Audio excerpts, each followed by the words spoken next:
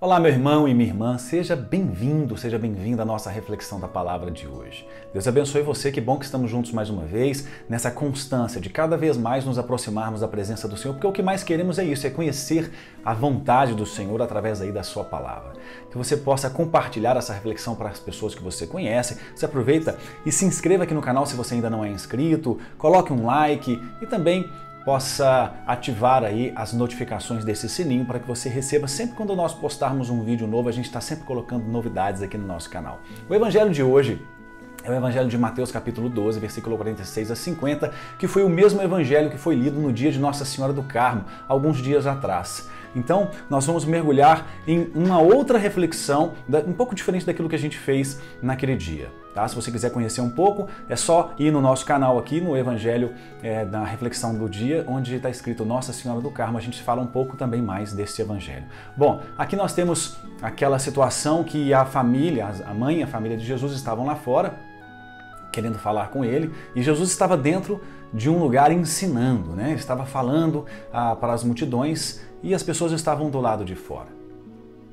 Isso é muito importante, essa expressão, né? E aí depois fala, Jesus, alguém vira para ele e diz, olha, a tua família está aí fora e quer falar contigo, quem é a minha mãe? Quem são meus irmãos? Aquele que faz a vontade de Deus. Este sim, e ele aponta para aqueles que estão lá ouvindo a sua palavra. Então Mateus mostra no seu discurso, na pregação, a gente tem acompanhado aí como que Mateus escreve, para quem ele escreve, né, o seu público da sua comunidade, que é essa pregação do evangelho que é para os judeus. Então, especificamente para os judeus e para aqueles judeus que se converteram aí ao cristianismo.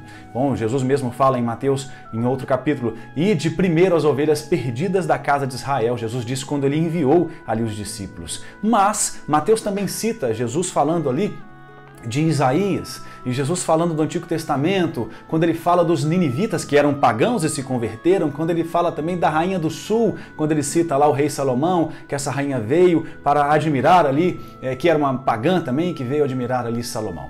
Bom, então Jesus abre o reino mostrando que não basta ser do sangue de Israel, da herança de Israel, mas é aquele que faz a vontade de Deus. Isso é muito importante. No Antigo Testamento nós vimos que Deus promete a Abraão uma grande descendência e para o povo essa descendência era o mais importante, a descendência, ser escolhido. E o foco não é mais essa descendência apenas, mas é sim aquele que faz a vontade do Senhor. Então não é mais o laço de sangue.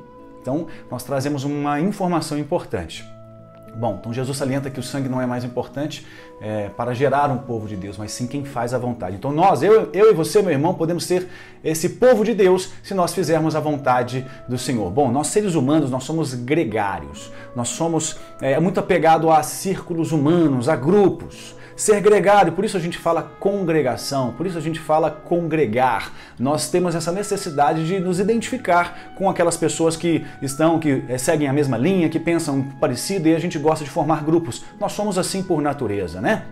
Então aí, quando vem falar da família, dos seus parentes, nós temos que pegar em outro trecho, né, de Marcos, por exemplo, que a família de Jesus e os seus parentes não o acolheram muito bem.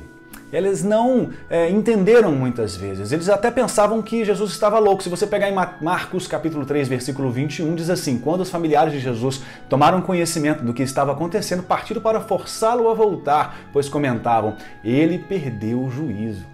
Então a própria família dele, então ser do laço familiar não quer dizer que nós vamos acolher aquilo que Jesus, nós podemos até reprimir, podemos até não gostar, podemos até não querer. Isso é muito importante para mim e para você, que muitas vezes queremos fazer parte dessa família do Senhor, mas muitas vezes não acolhemos, né? Às vezes nós nos sentimos melhores. Isso acontece também, nós nos sentimos melhores porque somos da família, nós somos pertencentes à igreja, eu fui batizado, eu fui crismado, fiz curso de noivos e muitas vezes o nosso casamento e a nossa vida não mostram que nós tivemos essa catequese, essa formação, porque isso não quer dizer nada. Né? O que quer dizer é se nós fazemos a vontade dele na nossa vida. Eu sou de uma pastoral, eu sou ministro da Eucaristia, sou ministro de música, eu toco na igreja e eu já estou aqui há muitos anos. Os laços que nos prendem a Jesus não são os nossos laços, esse laço de pertença. mas é sim se a gente faz a vontade de Deus ou não. E infelizmente, muitas vezes nós usamos da palavra vontade de Deus para instrumentalizar a fé, ou então para poder ratificar a nossa vontade. A minha vontade, a vontade de Deus tem que encaixar na minha vontade. Muitas vezes a gente tem um discurso para poder, faz um malabarismo para poder fazer a vontade de Deus caber na minha vontade. E até usamos a vontade de Deus para falar da vontade de Deus, para oprimir e diminuir alguém, para julgar e acusar. A vontade de Deus, gente, ela sempre nos ergue. A vontade do Senhor, ela sempre nos põe para cima, nos tira do chão. Então cuidado com discursos que falam da vontade de Deus, mas afundam ainda mais o irmão, mas acusa ainda mais, traz sentimento de culpa e de acusação. Isso não é vontade de Deus. Muitas vezes também discussão sobre religião, porque a minha religião é melhor do que a sua. Amém, meu irmão? A gente precisa respeitar a outra religião. Eu acredito que a minha religião que eu sigo é a que eu quero para a minha vida. Eu acredito ser a correta, mas se o meu irmão pensa diferente, eu preciso agir com misericórdia. Quem não tem misericórdia com o irmão que pensa diferente, que tem uma religião diferente, é porque não ama a sua própria igreja, porque a gente só consegue dialogar, e essa é a máxima do ecumenismo. Você só consegue ter um coração ecumênico se você sabe muito bem aquilo da sua fé e da sua igreja. Quando você ama muito bem a sua igreja, você tem embasamento para conversar com o outro irmão e falar da sua fé para o outro irmão sem agredir, sem querer trazê-lo à força para a sua igreja. Ele vem por amor, ele não vem forçado. Eu sempre falo, a nossa fé, ela é uma proposta, ela não é imposta. Então a palavra fala, os teus parentes estão aí fora. Quando diz estão aí fora, traz essa simbologia de estar do lado de fora. Não estão lá dentro, não estão ouvindo. Quem está do lado de fora não está sentado ouvindo, assim como os discípulos estão. Então quem tem os laços de família, mas não estão dentro, muitas vezes estão dentro, mas estão fora. Eles são de dentro, mas estão fora. A gente está dentro da igreja e está fora. Eu sou da igreja, mas não estou sentado escutando Jesus. Não basta ter esse laço de pertença. Quando a gente pega aquela passagem de Marta e Maria, que Marta está muito ocupada, e aí Jesus fala, Marta, Marta, Maria aqui escolheu a melhor parte. Ela está sentada ouvindo. Fazer as coisas na fé, fazer as coisas na igreja é bom. Isso é tudo muito bom, mas não pode ser o primordial. Não são as coisas que nós fazemos que fazem com que a gente escute Jesus, mas é quando a gente para ouvir, quando a gente para escutar a palavra de Deus. Não basta falar eu sou de Deus, não basta dizer e usar símbolos religiosos e fazer um monte de coisa. Não basta orar e fazer um monte de coisa, mas o que vai nos fazer ter essa pertença do Senhor é se nós fazemos a vontade dele ou não. Em Mateus 7:22 fala, mas eu expulsei demônios em seu nome, eu preguei nas praças, eu posso dizer eu, Léo, mas eu cantei na missa, eu fiz vários eventos de evangelização, e Jesus pode dizer para mim ou para você, afastai-vos de mim, vós que cometeis iniquidades. Porque nós não fizemos a vontade de Deus, gente. Não basta fazer um monte de coisa. A vontade de Deus, ela não acontece como se nós fôssemos marionetes. E aí a gente é um robozinho fazendo. Não, ela acontece na nossa liberdade. A vontade de Deus acontece porque eu quero fazer a vontade. Ela acontece quando eu vivo santidade. A vontade de Deus acontece quando eu ajo com misericórdia para com o outro, com perdão, com amor. A vontade de Deus acontece nesses pequenos detalhes.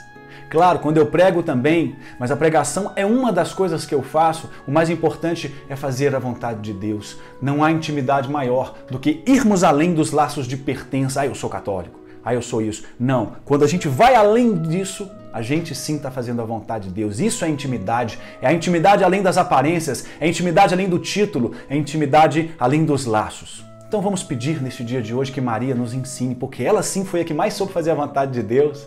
Nossa Senhora que tinha seus planos de vida. Que jovem não tem aí planos para o futuro, casar e constituir família e viver uma vida? E ela mudou completamente os planos da vida dela por causa da vontade do Senhor. Eis aqui a serva do Senhor, que Maria nos ensine. A que mais soube fazer a vontade de Deus, ensine a mim, a você, a fazermos também a vontade do Senhor nas nossas vidas. Que essa palavra te inspire hoje.